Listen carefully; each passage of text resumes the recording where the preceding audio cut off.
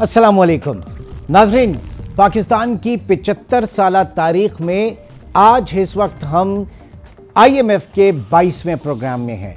ये प्रोग्राम 1 जुलाई 2019 में शुरू हुआ और 39 महीने के लिए का ये प्रोग्राम था, जिसमें हर साल हमें तकरीबन 1 अरब डॉलर मिलना था और उसका जायज़ा जो रिव्यू होना था उसके बाद, लेकिन उसकी चीज़ें हमने कंप्लाइंस नहीं की।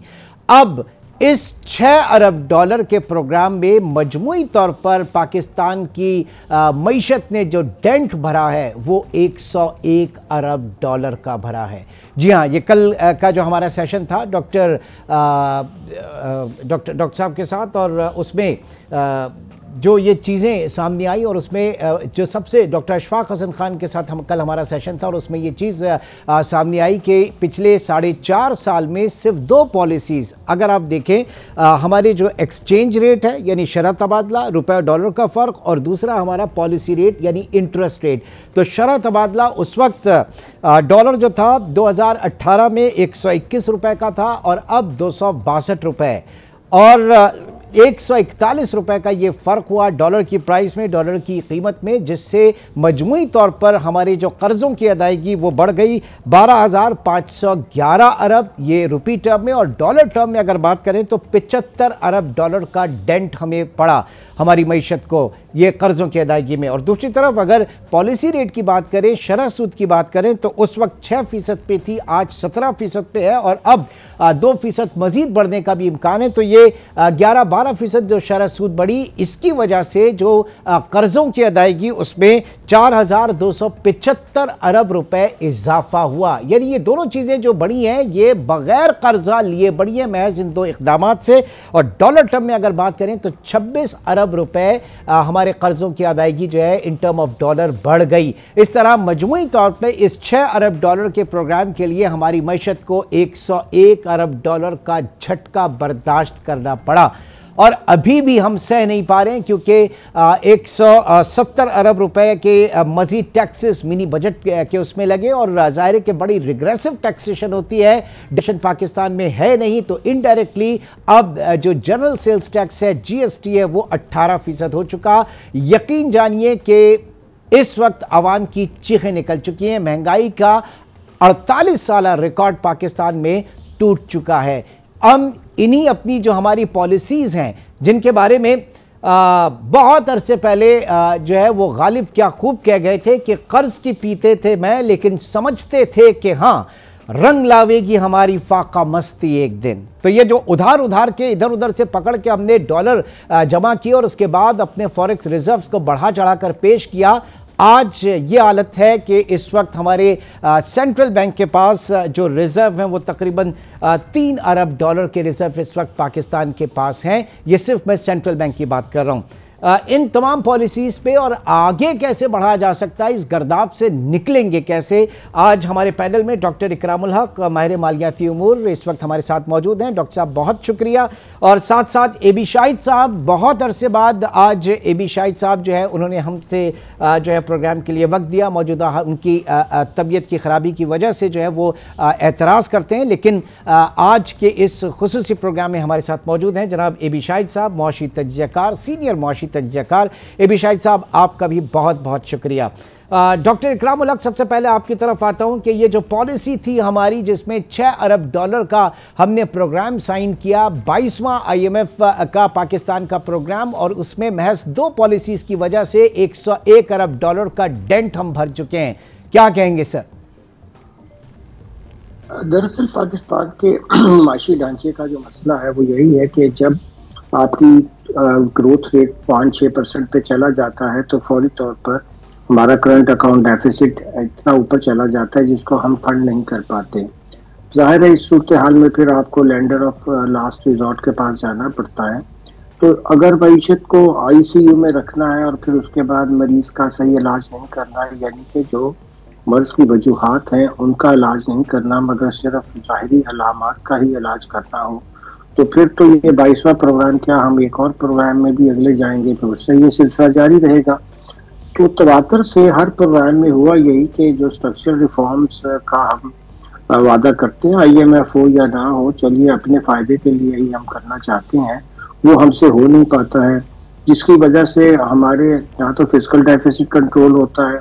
अब ये ट्रेड डेफिसिट जो है, यानी मालियाती खसारा और हमारा तिजारती खसारा जो है, ये इतना ऊपर चले जाते हैं कि फिर हमें मजीद कर्जे लेने पड़ते हैं, और मजीद कर्जों के नतीजे में इन्फ्लेशन भी होगी, मजीद कर्जों के नतीजे में हमारी मईशत के अंदर जो सिर्फ सूद की अदायगी है वो इतनी बढ़ती जाएगी कि हमें मजीद कर्जे सिर्फ इसलिए भी लेने पड़ते हैं कि हमें सूद की अदायगी बर वक्त करनी है, और वो कर्जे तो बाहर कैफ बढ़ते ही चले जाते हैं। ये एक बहरानी कैफियत में पाकिस्तान अब से नहीं, बहुत अरसे से इसमें जो है वो मुब्तला है। अब इसके इलाज तो कई हैं, मगर जो आपने सवाल पूछा, मैं यस करूंगा कि कई दफ़ा हम ज़रूर इसके लिए IMF और उनकी पॉलिसी पे तनकीद करते हैं, मगर थोड़ी सी इंट्रोस्पेक्शन यानी अपना जायजा भी लेना चाहिए कि क्या हम वाकई सीरियस हैं कि हम इस गिरदाव से निकल सकें, क्योंकि बार बार IMF की तरफ जाना भी इस बात का इशारा करता है कि जैसा मैंने पहले अर्ज किया कि दरअसल हम मर्ज की अलामात का तो इलाज करने की कोशिश करते हैं, मगर उसकी वजूहात को दूर करने की कोशिश नहीं करते। तो मेरी नज़र में ये बहुत बड़ा मसला है और उसकी तरफ तवज्जो देनी चाहिए। ठीक है, AB शाहिद साहब, जो बात की स्ट्रक्चरल रिफॉर्म्स की, मिसाल के तौर पर आइडियली जो बात की जाती है, जो IMF कहता है वो अपना फिस्कल हाउस ऑर्डर में करने की बात करता है। वो कहता है कि आप अपनी इकॉनमी को डॉक्यूमेंट कीजिए, अपना मुआशी क़िबला दुरुस्त कीजिए, सब्सिडी कल्चर ख़त्म कीजिए, ये सारी चीज़ें कहता है। तो इसमें बुराई क्या है? सारा मसला तो हमारा है ना कि हम ही वो कंप्लाइंस नहीं कर पा रहे। पाकिस्तान जो हमारी हुकूमतें हैं उनका ऑब्जेक्टिव शायद ये नहीं होता है, वो सिर्फ डॉलर लेके और जो है वो डे टू डे बेसिस पे इस मुल्क को, इस रियासत को चलाना चाहती हैं। जी, आपने बिल्कुल सही कहा। बात यह है कि हम वायदे जरूर करते हैं IMF से लोन लेने के लिए, लेकिन उन वायदों पे अमल नहीं होता। जैसे आपने बात की कि जी डॉक्टर साहब, जी जी फरमाइए, सुन रहे हैं। स्ट्रक्चरल जो चेंजेस की हम प्रॉमिस करते हैं IMF को कि हम करेंगे, उनको हम कर नहीं पाते हैं, या ये कहा जा सकता है कि हम उनको अहमियत वो नहीं देते जो हमें अहमियत देनी चाहिए।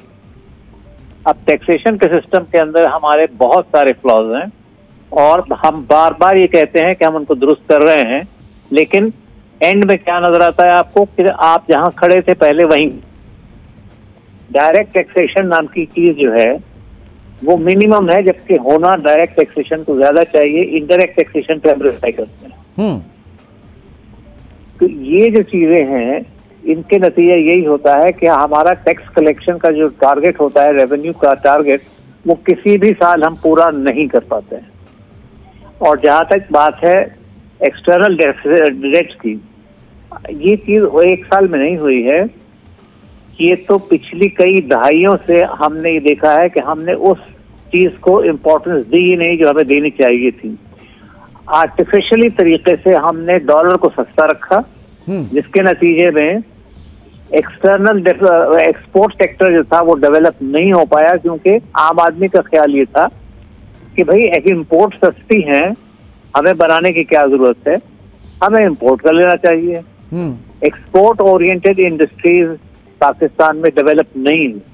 सिर्फ एक पीरियड ऐसा था जिसमें कि ये प्रोग्रेस नजर आई थी, और वो जमाना था 1958 से 1968 तक का, जिसमें कि पाकिस्तान में सबसे ज्यादा in terms of percentages industrial sector की ग्रोथ हुई थी। आपको याद है कि उस जमाने में इंडस्ट्रियल डेवलपमेंट बैंक बना था पाकिस्तान, PIDC। उसके बाद क्या हुआ? उसके बाद ये हुआ कि हमने जिस चीज को अहमियत हमें देनी चाहिए थी, हमने उसको अहमियत नहीं दी। अगर आप एक्सपोर्ट्स नहीं बढ़ाना चाह रहे थे, या आप में कैपेसिटी नहीं थी एक्सपोर्ट बढ़ाने की, तो आपने कम से कम इम्पोर्ट सब्स्टिट्यूशन तो करना शुरू किया होता। वो कंज्यूमर आइटम्स जो आप मुस्तकिल इंपोर्ट कर रहे हैं, वो तो पाकिस्तान में बनना शुरू हो जाने चाहिए, लेकिन हमने उसको भी अहमियत नहीं दी, और उसका नतीजा ये है कि हमारा डेट बढ़ता चला गया। हम सिर्फ टेम्परेरी सोल्यूशंस निकालते रहे कि इस साल ये मसला है, इसका हल कर लो। लॉन्ग टर्म विजन नाम की कोई चीज हमारी हुकूमतों में एक तवील अरसे से नजर नहीं आई। ठीक है, डॉक्टर इकरामुल हक, ये जो बात की जा रही है इस वक्त, आपने जैसे कहा कि 6% इकोनॉमिक ग्रोथ की तरफ हम जाते हैं, तो ये मेरे ख्याल से राइट फ्रॉम द बिगिनिंग ही ये सबसे बड़ा मसला है। हमारे हुक्मरान वो हमेशा जाके पब्लिकली कहते हैं कि हम 6% की मुआशी तरक्की से ग्रो कर रहे थे। यही इसी एक 6% की ग्रोथ ने आज हमें इस मुकाम पे पहुंचाया है। मामला यह है कि हमारा जो इकोनॉमिक मॉड्यूल है वो इंपोर्ट बेस्ड है। हम जहां 6% इकोनॉमिक ग्रोथ की तरफ जाते हैं तो हम अपनी इंपोर्ट्स को खोल दे देते हैं और उसके बाद बैलेंस ऑफ पेमेंट का क्राइसिस खड़ा होता है, डॉलर हमारे पास होते नहीं है, नतीजतन हमें IMF के प्रोग्राम में जाना पड़ता है। तो ये 6% की जो मुआशी तरक्की है, ये जो एशियन टाइगर बनने की दौड़ है, इसी के सबब हम बर्बाद हुए। अब मसला सारा यह है कि ऐसा क्यों नहीं होता कि हम 2-2.5% की एक मॉडरेट ग्रोथ को लेकर चलें अगले 10-15 साल के लिए, और इस बीच में जैसा कि अभी AB शाहिद साहब भी कह रहे हैं कि हमें इंपोर्ट सब्सटीट्यूशन के ऊपर आना चाहिए, हमें डोमेस्टिक इकॉनमी को खड़ा करना चाहिए, और फिर उसके बाद, क्योंकि अभी मसला यह है कि हम रॉ मटेरियल इंपोर्ट करके और फिर एक्सपोर्ट करते हैं, तो ये तो पूरा इकोनॉमिक मॉडल ही हमें चेंज करने की जरूरत है।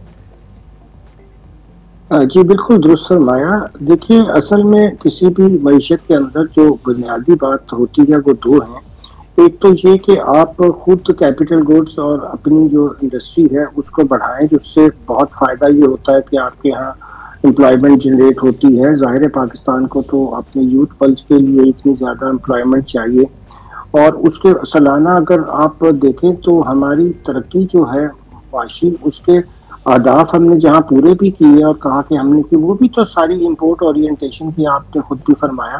तो बेसिक तौर पर क्या हम ऐसी इंडस्ट्री लगा पाएंगे, या देखिए, और जिसके जरिए हम खुद कफील भी हों, और बहुत से ममालिक ने तो ये किया कि अपनी डोमेस्टिक नीड पूरी करके एक्सपोर्टेबल सरप्लस भी जनरेट किया और वो पायदार तरक्की की तरफ भी गए। मगर इस सिलसिले में भी मैं अर्ज करूँ कि सबसे बड़ा हमारे यहाँ मसला तवानाई की शोबे में जो बद नज़मी है, जिसकी वजह से हम हाईएस्ट कॉस्ट की अब जो है वो हमारे यहाँ एनर्जी है। अब जिस मुल्क में एनर्जी इतनी महंगी हो कि उसको इंडस्ट्रियल सेक्टर भी जो है वो अफोर्ड ना कर सके, घरेलू भी ना कर सके, तो वहाँ फिर कंपेटिटिवनेस तो होगी नहीं। तो हमारी लागत जो है, एक तो हम एफिशिएंट नहीं है, दूसरी हमारी लागत बहुत ज़्यादा है, तीसरा हमने ह्यूमन रिसोर्स की डेवलपमेंट की तरफ कोई काम नहीं किया। एक्सपोर्ट को बनाने के लिए आपको अच्छी ह्यूमन डेवलपमेंट भी तो चाहिए ना, वो भी हमने इग्नोर किया, क्योंकि हमारा तालीमी निज़ाम देख लें, स्किल बेस्ड नहीं है, डिग्री फैक्ट्रीज हैं बस हमने लगाई हुई है, यूनिवर्सिटियों पर यूनिवर्सिटियां खोलने चले जा रहे हैं, और बुनियादी तालीम का ये हाल है कि वहाँ हमको स्किल देते नहीं। तो पूरे मजमूई ढांचे को देखा जाए तो मेरे ख्याल में हमें 3 चीज़ों पर गौर करना चाहिए। एक तो ये कि अगर हमने अपने आप को पायदार तरक्की की तरफ लेकर जाना है तो फिर लाजम तौर पर हमें जो इन्वेस्टमेंट रेट को बढ़ाना होगा। कम से कम अपने GDP का 20% हर साल करें। अब इतनी बड़ी इन्वेस्टमेंट अंदर से जब आप करने के लिए लोगों को इंसेंटिवाइज करें, अपने टैक्स सिस्टम को दुरुस्त करें, और उसके लिए हुकूमतें भी ये जाहिर करें कि वो कोई 80-80 और 60-60 की 70-70 की बड़ी बड़ी वजारतें रखते हैं, फिर आप देखें कि कितना खर्चा गैर ज़रूरी होता है, कि गैर तरक्की अखराजात को भी काबू ना करना बहुत बड़ा मसला है। बांग्लादेश का एक बहुत बड़ा एडवांटेज ये है कि वो अगर उनका टैक्स टू GDP रेशियो 10 से कम है तो उनकी जो एक्सपेंडिचर है वो भी बहुत नीचे है। हमारा तो डेट सर्विसिंग ही अब इस साल देखिए 5 ट्रिलियन से ऊपर जाने वाला है, जो हमने 3.9 ट्रिलियन पे किया था। तो फिर हमारा बुनियादी मसला यही है कि हम कर्जा जब इतना ले चुके हैं और सेल्फ हमारी जो है सस्टेनेबल ग्रोथ है नहीं, तो उससे मसाइल तो बढ़ते रहेंगे। इसलिए ज़रूरी है कि पहले फंडामेंटल्स को ठीक किया जाए, जो हमारा गैर तरक्याती अखराजात हैं उनमें बहुत ज़्यादा कटौती की जाए, टैक्स के निज़ाम को रैशनलाइज करके हम अपना मैक्सिमम पोटेंशियल हासिल करें। और फिर तो अभी जो प्राइम मिनिस्टर ने, शहबाज शरीफ साहब ने ऑस्टेरिटी ड्राइव जो लेकर चल रहे हैं, बहुत सारी चीज़ें उसमें आप समझते हैं कि ये फ्रूटफुल होंगी? नहीं, देखिए ना, सबसे बड़ी बात तो ये है कि अगर आप सिर्फ अपने जो मिनिस्टर्स की तादाद कम करें, जो महकमे डुप्लीकेट हुए हैं 18वीं तरमीम के बाद, उनको ख़त्म करें, वो भी बुनियादी चीज़ें नहीं कर रहे हैं, कॉस्मेटिक चीज़ों की तरफ। तो अगर आप कहें जी मैं ये करूँगा वो करूँगा, उसके भी रिजल्ट टाइम पे आएंगे तो पता चलेगा कि कॉस्मेटिक चीज़ों से तो ये मसाइल हल नहीं होते हैं। तो चाहिए ये था कि आप ड्रास्टिक किस्म की जो चीज़ें हैं वो करें, और उसके लिए सख्त फैसले करने की ज़रूरत है। मगर चूंकि हुकूमतें जो हैं जब आती हैं तो पहले 100-200 दिन तो कुछ करती नहीं है, फिर जैसे जैसे गैर मकबूल होती चली जाती हैं, फिर सोचती हैं, फिर हो नहीं पाता है। अब ये हुकूमत भी पता नहीं, अब चलिए अगर ना भी अपनी मुद्दत पूरी भी करे तो 12 अगस्त से आगे तो नहीं जा सकती है, तो क्या सख्त फैसले करेंगे ये? तो इनका मसले यही रहते हैं कि कोई हमारे यहाँ पॉलिटिकल हुकूमतें आती भी हैं तो उनको ये एहसास नहीं होता कि अगर उन्होंने अपनी जो काम करने थे वो तो पहले 100-200 दिन में अगर आप सख्त फैसले कर लें उस वक्त आपका ग्राफ ऊपर होता है, फिर तो जाहिर है कि आप बुनियादी इस ढांचे के अंदर तो आप गैर मकबूल हो ही जाते हैं साल 2 बाद। तो ये बड़ी प्रॉब्लम है, सियासी अदम इस्तेकाम है, मईशत का ढांचा दुरुस्त नहीं है, और फिर मैं समझता हूँ ह्यूमन रिसोर्स की तरफ कोई तवज्जो नहीं है, लोग सही तालीम हासिल कर रहे हैं। एक ब्रेक की कॉल है सर, एक ब्रेक की कॉल है, और ब्रेक के बाद एबी शाहिद साहब जो है आपकी तरफ मैं रखूंगा कि ये जो हमारा इकोनॉमिक मॉडल है इसको पूरा रिवाइव करने की जरूरत है, और इसके लिए एक सियासी एक अज़्म हमें चाहिए, पॉलिटिकल एक अज़्म जो है वो चाहिए होगा। एक छोटे से ब्रेक के बाद दोबारा मिलते हैं।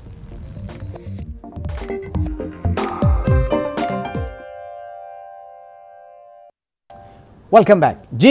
एबी शाहिद साहब आपकी तरफ, और ज़ाहिर के पूरे इकोनॉमिक मॉडल को हमें चेंज करने की जरूरत है। ये कमिटमेंट कैसे आएगी, ये हम कैसे हजम करेंगे, ये कैसे अक्ल आएगी रादर हमें?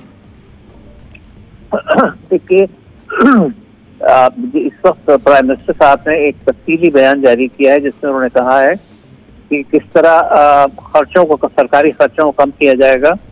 ऑस्टेरिटी ड्राइव जो उन्होंने बताई है, अच्छा अब वो ऑस्टेरिटी ड्राइव अगर इम्प्लीमेंट हो जाती है तो बहुत अच्छी बात है, लेकिन उस ऑस्टेरिटी ड्राइव के बारे में जब उन्होंने तफसीलात बताई कि कौन कौन से खर्चे बचाए जाएंगे, तो उसको सुनने के बाद आम पाकिस्तानियों को खासी हैरानगी हुई होगी कि हमारे हुकूमत के वज़रा और हमारी हुकूमत के अफसरान किस कदर खर्चा करते रहे हैं अब तक। और हैरत की बात यह है कि ये ऑस्टेरिटी ड्राइव IMF के प्रेशर से हमको नजर आई, हमें इसका पहले एहसास नहीं हुआ था कि हमें ये ऑस्टेरिटी ड्राइव पहले इंप्लीमेंट करनी चाहिए। ठीक, अच्छा अब जी दूसरी बात ये है, हाँ कंटिन्यू करें। देखिए जिस चीज की सबसे ज्यादा अहमियत है इस बात की वो ये है, एक मिसाल आपको मैं देता हूँ, ऑटो सेक्टर आप देखिए, ऑटो सेक्टर को इंस्ट्रक्शंस क्या दी गई थी पता नहीं आज से कितने साल पहले। ऑटो सेक्टर को मैंडेटरी किया गया था कि आप इतने % से ज्यादा स्पेयर पार्ट्स इंपोर्ट नहीं करेंगे, पाकिस्तान में बनाएंगे और गाड़ियों में इस्तेमाल किए जाएंगे ताकि इंपोर्ट कम से कम की जाए। आपको पता है ना कि ऑटो सेक्टर में आज तक ये इम्प्लीमेंट नहीं हुआ। और सर टेक्नोलॉजी ट्रांसफर नहीं हुई, हमारे यहाँ तो सिर्फ असेंबलर हैं पाकिस्तान के अंदर, मैन्युफैक्चरर है कहाँ? जो ट्रांसफर ऑफ टेक्नोलॉजी थी वो नहीं हुई पाकिस्तान में भाई। वो टेक्नोलॉजी ट्रांसफर नहीं हुई, लेकिन स्पेयर पार्ट्स भी अगर आप पाकिस्तान में बनाना शुरू कर देते तो कम से कम इंपोर्ट का वो हिस्सा तो कम हो जाता जो मुस्तकिल होता रहा है। ठीक ठीक। डॉक्टर इकराम साहब आपकी तरफ आता हूं। अब ये 17% इस वक्त पॉलिसी रेट है जिस पे बात की जा रही है कि 2% मजीद इसके ऊपर बढ़ाया जाएगा। तो बैंक्स के हवाले से आप जरा थोड़ा सा अहाता कीजिएगा कि आइंदा होने क्या जा रहा है पाकिस्तान में, क्योंकि बहुत से लोगों को अब कॉल्स आना शुरू हो गई हैं कि वो अपने PLS accounts, profit and loss sharing accounts जो हैं उनको ख़त्म करके और करंट अकाउंट के ऊपर आ जाइए, क्योंकि अब बैंकों के पास प्रॉफिट देने के लिए पैसा नहीं है। नॉन परफॉर्मिंग लोन्स जो हैं वो बैंकों के बहुत ज़्यादा बढ़ जाएंगे। क्या देख रहे हैं आप सूरत हाल? जी वैसे भी 17% भी जब डिस्काउंट रेट है तो आपने देखा कि पिछला जो ऑक्शन हुआ उसमें तो अरसे से बैंक 20% की डिमांड कर रहे हैं और कम से कम जो ऑक्शन होती है उसमें 19.50 तक 20 तक रेट चला गया। हुकूमत की ये गलत पॉलिसीज की वजह से जो पैसा है वो कमर्शियल बैंक्स की तरफ शिफ्ट होता है गवर्नमेंट का, क्योंकि आप इतना हैवी लोन लेते हैं तो उसके ऊपर इतना भारी जो है वो आपको सूद अदा करना होता है। और बैंक्स की जो आपने सूरत हाल कहा कि जाहिर है जब आपकी गलत फिस्कल पॉलिसीज की वजह से आपकी टैक्सेशन निज़ाम में ख़ास तौर पर खराबी की वजह से, क्योंकि बैंकों को भी ये कहा गया कि आपका जो अगर आप हमारी सिक्योरिटीज में पैसा लगाएंगे तो वो नॉर्मल 39% आपका जो रेट है अब वो जाहिर है कि 50% तक अगर आपकी एडवांस टू डिपॉजिट रेशो है तो वो खास टैक्स पर बढ़ता बढ़ता जो है वो 55% तक चला जाता है। तो जाहिर है वो अपना टैक्स बचाने के लिए क्यों गवर्नमेंट की सिक्योरिटीज लेंगे। दूसरी तरफ जाहिर है अब स्टेट बैंक से तो पैसा ले नहीं सकते हैं, IMF ने सख्ती पे उसके ऊपर इनको मना किया कि वो पैसा आप इस्तेमाल नहीं करेंगे। मगर सवाल ये है कि जो अपने डिपॉजिट्स पड़े हुए थे महकमों के इन बैंकों के पास, उसके ऊपर क्या रिटर्न रेट है, क्या ट्रांसपेरेंसी है, तो ये सारा निज़ाम एक बहुत बड़ी खराबी की तरफ लेके जाता है। क्योंकि लेकिन डॉक्टर साहब एक जो आपने बात की कि IMF प्रोग्राम के अंदर आप गवर्नमेंट जो है वो बैंक से नहीं ले सकती, वो ज़ाहिर के मार्केट से उठाती है, तो पाकिस्तान की मार्केट के अंदर जो मार्केट एपेटाइट है वो तो बैंक ही उनको देता है ना, तो ये आप सीधे हाथ से दे रहे हैं बल्कि टेबल के नीचे से दे रहे हैं, बात तो एक ही हो गई। हाँ जी, लेकिन इसके ऊपर भारी सूद जो अदा करना पड़ता है, मैं अर्ज कर रहा था कि उसकी शरह तो देखिए, अगर बैंक्स खुद हुकूमत का डिस्काउंट और 20% पे पहुंच जाए तो वो बाहर लोगों से 25% चार्ज करेंगे, तो क्या इतने बड़ी शरह सूद के साथ कोई आदमी काम कर सकता है? सवाल ही नहीं पैदा होता। इकोनॉमी के बाद और फिर उसके बाद जो आपने फरमाया नॉन परफॉर्मिंग लोन्स तो इतने बढ़ जाएंगे, जो पहले कर्जे दिए उनकी अदायगी भी मुमकिन नहीं होगी, नए कोई ले नहीं सकेगा, तो फिर तो आपने अपना पूरा माशी जो पहिया था वही बंद कर दिया, इम्पोर्ट्स भी बंद है, तो कहाँ से फिर ये मईशत आगे बढ़ेगी? यूनिट्स बंद होंगे और ज्यादा जो है वो लोगों को जो मुलाजमत के थोड़े बहुत रोजगार हैं वो भी खत्म होते चले जाएंगे। तो हम अपनी तबाही का सामान तो हुकूमत खुद कर रही है। अब ये इंटरेस्ट रेट बढ़ाने से, डिस्काउंट रेट बढ़ाने से बैठे बैठे हुकूमत का भी तो डेट सर्विसिंग का बोझ बढ़ जाता है, तो ये बहुत बड़ा कॉज है। और लेकिन सब चीजों की जो जड़ है वो तो हम अर्ज कर रहे थे कि वो आपका फिस्कल डेफिसिट या मालियाती खसारा जब आपका इतना हाई होगा, जो आप 4-5% हर दफा एग्री करते हैं IMF से, और ये 9 पे कभी 8 पे, अभी तो इसमें अगर आप जो स्टेट रन ऑर्गेनाइजेशन है उनका लॉस डाल लें, सर्कुलर डेट भी तो आफ्टर ऑल ये भी तो वही हुकूमत ने फंड करनी है चीजें, तो फिर तो ये शरह कहाँ जाती है? मगर 8-9% तो हमारा आमतौर पर मालियाती खसारा हो जाता है। ठीक है, ठीक है, एक छोटे से ब्रेक की कॉल, ब्रेक के बाद इस सूरत हाल ज़ाहिर के जो हमारे मौशी तजज़ियाकार इस वक्त AB शाहिद साहब बैठे हैं, मनी मार्केट को बहुत अच्छी तरीके से समझते हैं और मौजूदा मनी मार्केट ऑपरेशंस जो हैं वो किस तरफ जा रहे हैं, ये मैं सवाल रखूंगा। एक छोटे से ब्रेक के बाद दोबारा मिलते हैं।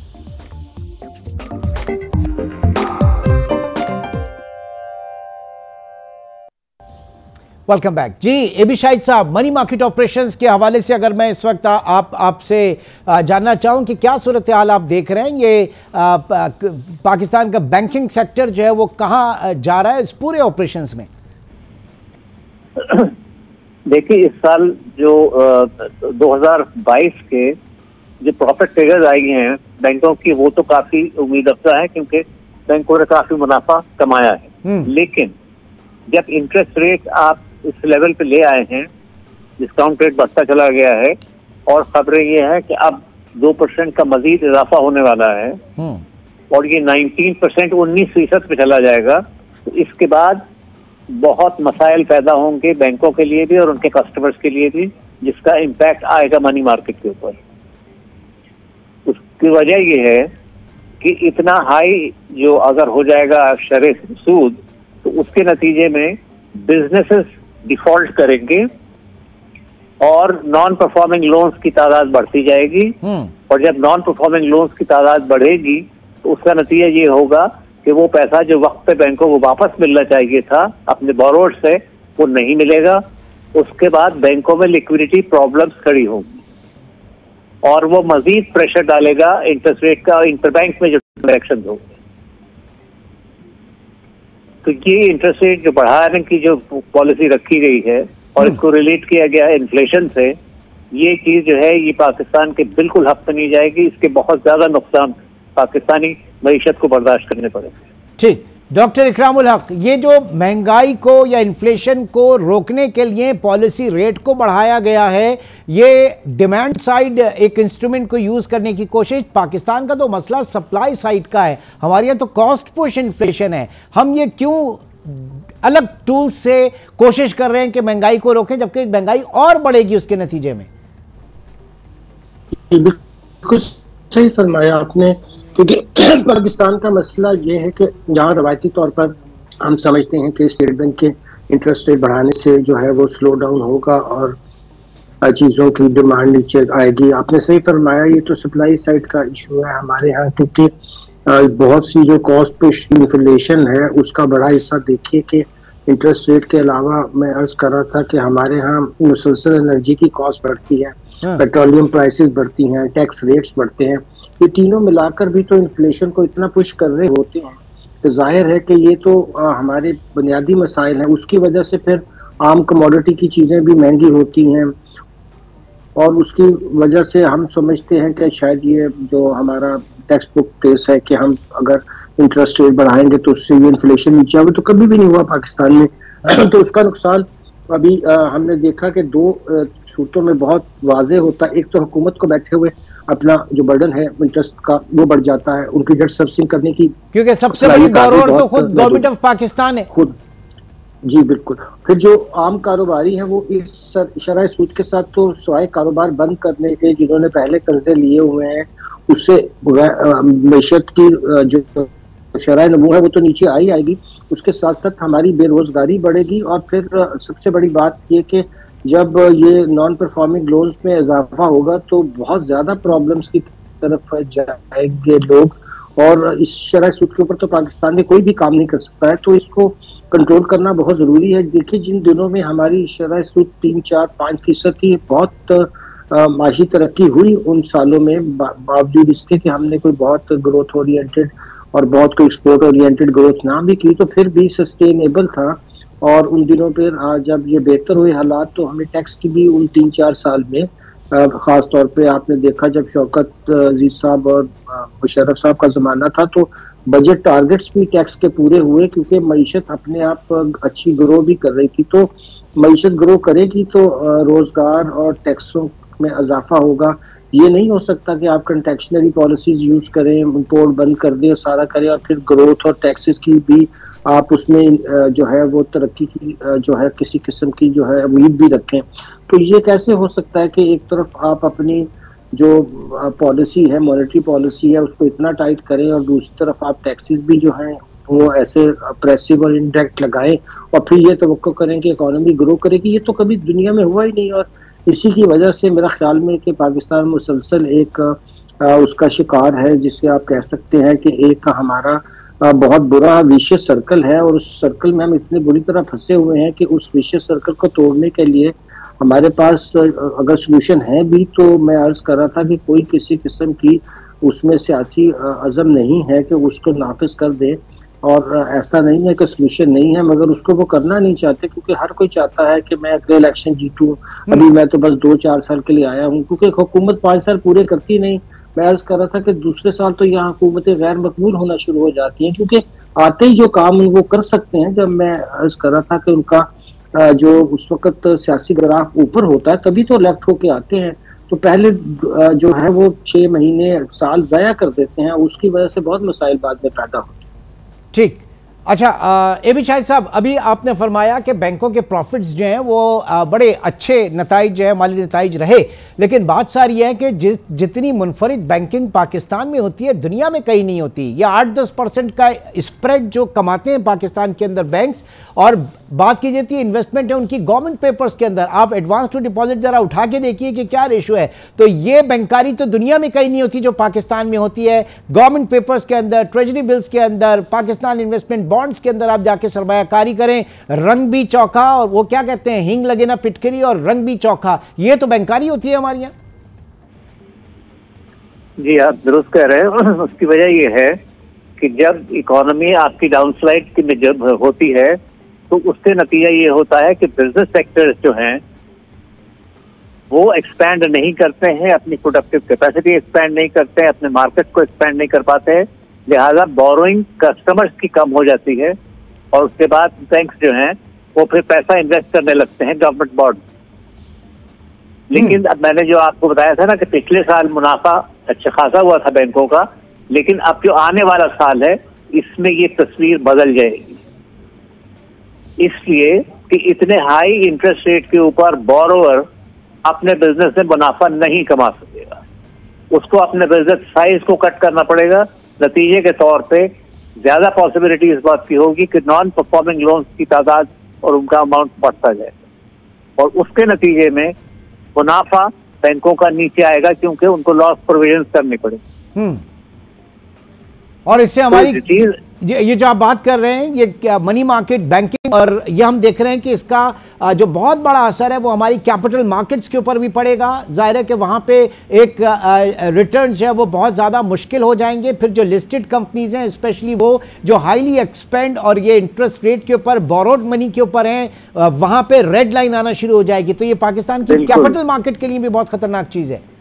बिल्कुल यही होगा, एब्सोल्युटली यही होगा।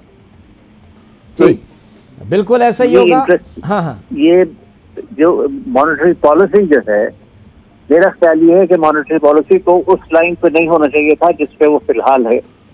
उसकी वजह ये है कि पाकिस्तान के अंदर आप इन्फ्लेशन से उसको कनेक्ट उस वक्त करते हैं, लॉजिक जब होती है जब आपके पास इंटरेस्ट रेट नीचे हो, तब आप ये एक्सपेक्ट करते हैं कि इंटरेस्ट रेट बढ़ाने से लोग खर्चा कम करेंगे और सेविंग बढ़ाएंगे।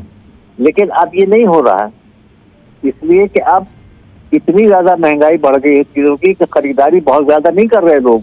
लिहाजा पैसा, ये समझना कि उससे पैसा सेव हो जाएगा और बैंकों में आ जाएगा और लोग कंजम्पशन पे एक्सपेंडिचर नहीं करेंगे, ये गलत फहमी है। This is a misunderstanding anyone who has it.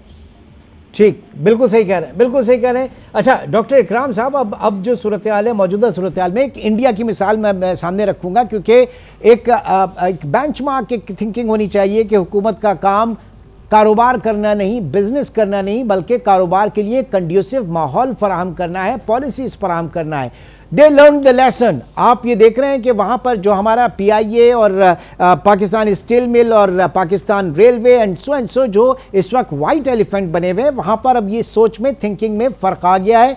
Air India की मिसाल है, टाटा ग्रुप ने जाके वो ख़रीदा एयर इंडिया, और अब जो है वो 500 जहाज़, उनका एक बहुत बड़ा मुआहदा जो है वो इस वक्त आपके फ्रेंच गवर्नमेंट के साथ हुआ है। तो हम क्यों नहीं सीखते दूसरों से? देखिए, यहाँ पे इस मामले में भी निजकारी हो, उसमें भी बहुत ज्यादा ब्यूरोक्रेटिक अमल दखल होता है। अब दुनिया में आप एक मिनिस्ट्री बना देते हैं कि जी प्राइवेटाइजेशन की। अब क्या निजकारी करने के लिए आपको क्या मिनिस्ट्रियां बनाकर रेड फीते लगाने की जरूरत है? क्योंकि आप ये किसी भी अगर अच्छी एक कंपनी को कहें कि जी ये हमारी रिजर्व प्राइस है, ये हमारी चीजें हैं, क्या आप इसके लिए हमें बेच सकते हैं? और कितनी कितनी लैंड उनके साथ, कितने एहसासे ऐसे हैं उनके जो बिला वजह इस्तेमाल भी नहीं हो रहे हैं। तो ज़िया इतना ज़्यादा है इन अदारों के अंदर, वहाँ जो लोगों का भी गैर ज़रूरी भर्तियाँ सियासी हैं, फिर उसके बाद जो उनके अपने रिसोर्सेज हैं, लैंड्स पड़ी हैं, फजूल की चीज़ें, उसको भी यूटिलाइज नहीं कर पाते वो लोग। और ये मुसलसल हमारे लिए स्टेट और जितनी भी बिजनेसेस हैं एक बहुत बड़ा मसला रहा। मगर यहाँ भी जैसे दूसरे तरह से हमने हर चीज़ उन ब्यूरोक्रेट्स के हवाले कर देते हैं जो खुद कोई काम करने को, उनके यहाँ एफिशिएंसी तो होती नहीं है। ब्यूरोक्रेसी तो पाकिस्तान में नाम ही रुकावटें डालने का है और खर्चे करने का है, और फजूल की जो है उनकी जिंदगी में सिर्फ ये है कि टैक्स पेयर मनी की ज़्यादा से ज़्यादा क्या सहूलतें हम हासिल कर सकते हैं और उसके बदले में कुछ देना। इंडिया की आपने मिसाल दी, इंडिया का जो सिविल सर्विस का ढांचा है उसमें बहुत बुनियादी किस्म की जो तब्दीलियां करने के बाद उनको वो एफिशिएंट कर चुके हुए हैं। हमारा तो ये बहुत बड़ा मसला है कि सिविल सर्विस रिफॉर्म्स होती नहीं, और यही लोग हर जगह आकर, अब ये सारी स्टेट जो ऑन ऑर्गेनाइजेशनों के हेड कौन हैं, उनका बड़े सारे यही लोग आ जाते हैं। वहाँ कौन सी रिस्ट्रक्चरिंग करके हमने प्रोफेशनल्स को लेकर आए हैं, तो वहाँ पब्लिक प्राइवेट पार्टनरशिप की बातें भी हुई, कहाँ के जी स्टॉक ऑप्शन भी, एम्प्लॉयज, ये सब बातें यहाँ फजूल में रहती हैं। इंडिया ने बहुत अरसा तक आपको देखा होगा कि पब्लिक का पहले तो अपनी जो थी वो उसके अंदर ही इदारे रखे, फिर आहिस्ता आहिस्ता ओपन अप किया। जब बहुत मजबूती उनकी आ चुकी थी तो फिर उन्होंने उसके लिए रास्ता निकाला और वो बदतमीज इसके अंदर कामयाब भी हुए, मगर वो साथ साथ बुनियादी इस्लाहात भी करते रहे। मेरा तो ये मसला है कि अब अगर आप ये लाइन मिनिस्ट्रियों में चीजें देते रहेंगे कि फाइनेंस मिनिस्ट्री के अंदर रेवेन्यू डिवीजन भी कंट्रोल हो रहा है, भाई FBR को आप इंडिपेंडेंट करें, फिर उसी के अंदर आपने निजकारी को भी रखा हुआ है। एक फाइनेंस मिनिस्टर साहब जो हैं वो स्टेट बैंक को भी कंट्रोल किए चले जा रहे हैं, वहां भी आप डॉलर्स को एडमिनिस्ट्रेटिवली कंट्रोल करने की कोशिश करते हैं, इंटरेस्ट रेट की मैनेजरिंग करते हैं। फिर निजकारी भी आपने वहां रख छोड़ी है। निजकारी तो एक प्राइवेट बिजनेस होना चाहिए। अफ्रीका के ममालिक देखे, इकोनॉमिस्ट में इश्तिहार आता है कि जी ये एसेट जो है वो ऑफलोड करना चाह रही है हुकूमत अपना, और बेस्ट इंटरनेशनल टेंडर लेकर वो उसको बेच देते हैं। हम आप इंडिया से बात करते, किसी से भी कोई सबक सीखने को तैयार नहीं है पाकिस्तान के जो पॉलिसी मेकर्स हैं। एबी शाहिद साहब, पाकिस्तान में ब्यूरोक्रेसी नाम ही रेड टेपिज्म का है, हालांकि जो इस वक्त डॉक्टर साहब कह रहे हैं आप कितने मुत्तफिक हैं। और जो हम प्राइवेटाइजेशन की बात कर रहे हैं, माजी में हमने करने की कोशिश की, और आपके यहाँ बैंकिंग सेक्टर आप देखें बड़ी अच्छी एक प्राइवेटाइजेशन मानी जाती है, फिर आपका टेलीकॉम सेक्टर जो है बड़ी अच्छी प्राइवेटाइजेशन मानी जाती है, लेकिन उसके बाद मुख्तलिफ हुकूमतों में आने के बाद एजेंडा ज़रूर रहा प्राइवेटाइजेशन का और इन वाइट एलिफेंट से, स्टेट ओन एंटरप्राइजेस से जान छुड़ाने का। लेकिन हमेशा हमारे जो सियासी मफादात है वो कौमी मफादात के आड़े आते हैं, ये सारी चीज़ें होती हैं। क्या कहेंगे एबी शाहिद साहब? नहीं, आपने बिल्कुल सही कहा कि सियासी मकासद जो है उनको ज्यादा सर्व किया जाता है। अब इस वक्त मैं मुख्तसरन ये कहूंगा कि अगर आप स्टेट ओन एंटरप्राइजेस को प्राइवेटाइज करना चाहते हैं, जो कि IMF की एक कंडीशन है, तो आप ये ध्यान में रखिए कि इतना हाई इंटरेस्ट रेट जब है, उस वक्त कौन इंटरेस्टेड होगा स्टेट ओन एंटरप्राइजेस को खरीदने में, क्योंकि उसको ये पता होगा कि स्टेट ओन एंटरप्राइज को प्रॉफिट पे लाना नामुमकिन होगा उसके लिए। तो या तो उसकी बिडिंग बहुत ज्यादा कम होगी जिसमें हुकूमत को दूसरा नुकसान होगा कि मिसाल के तौर पर 1 करोड़ की जो आपकी SOE है, स्टेट ओन एंटरप्राइज के एसेट्स हैं, वो आपको उसको आपको 40 की 50 लाख कम मिलेंगे, आधी कीमत मिलेगी, इसलिए कि जो भी SOE को खरीदेगा वो उसको प्रॉफिटेबल चला नहीं सकेगा because of a very high interest rate right now that's. अच्छा, तो अब जी कंटिन्यू प्लीज। तो अब बात यह है कि जो चीज होनी चाहिए इस वक्त ये होनी चाहिए कि जो काम शुरू किया है प्राइम मिनिस्टर साहब ने उसको वाकई करके दिखाएं, और जो वेस्टफुल एक्सपेंडिचर है स्टेट का उसको कट करें, फिस्कल डेफिसिट को कट करें, और किसी सूरत से इंटरेस्ट रेट को नीचे लाने की कोशिश की जाए, क्योंकि इतने हाई इंटरेस्ट के होते हुए कोई भी ऑर्गेनाइजेशन प्रोडक्टिव नहीं हो सकती, प्रॉफिटेबल नहीं हो सकती। डॉक्टर इकरामुल हक साहब, ये जो इतने हार्श डिसीजन इस PMLN और जो कोलिशन गवर्नमेंट है इनको लेने पड़े, इनका तो बेचारों का अपना पॉलिटिकल कैपिटल स्टेक के ऊपर लग गया है। जी बिल्कुल सही फरमाया आपने। जब ये अप्रैल में रजीम चेंज हुई तो शुरू में इनका भी ख्याल यही था, लंदन से भी यही पैगाम आए थे जहाँ से कंट्रोल होती है ये हुकूमत आजकल। तो उसमें ये था कि कुछ रिफॉर्म्स करके इलेक्टोरल और जल्दी से इलेक्शंस की तरफ जाया जाए। फिर पता नहीं क्या हुआ कि वो कुछ नैब के लॉज की तरफ चल पड़े, कुछ फिर वही इंतकाम की सियासत पाकिस्तान में, और दूसरी तरफ से भी अपोजिशन का रवैया भी माशाल्लाह सवाए बिगाड़ पैदा करने के, कोई भी टेबल पे ना आकर निगोशिएशन नहीं करना। तो मईशत को भी तो पॉलिटिकल इकोनॉमी की टर्म में देखा जाता है, यानी सिर्फ अपने जो है वो जाती और सियासी मफादात की भेंट इस मुल्क को चढ़ाया जा रहा है। जो डिसीजन हमें लेने चाहिए वो हम नहीं ले पा रहे हैं। बहुत बहुत शुक्रिया डॉक्टर इकरामुल हक और एबी शाहिद साहब, आप दोनों का आज के प्रोग्राम में शिरकत पे। नाज़रीन इंशाल्लाह आपसे फिर मुलाकात होगी। टिल देन टेक केयर, अल्लाह हाफ़िज़।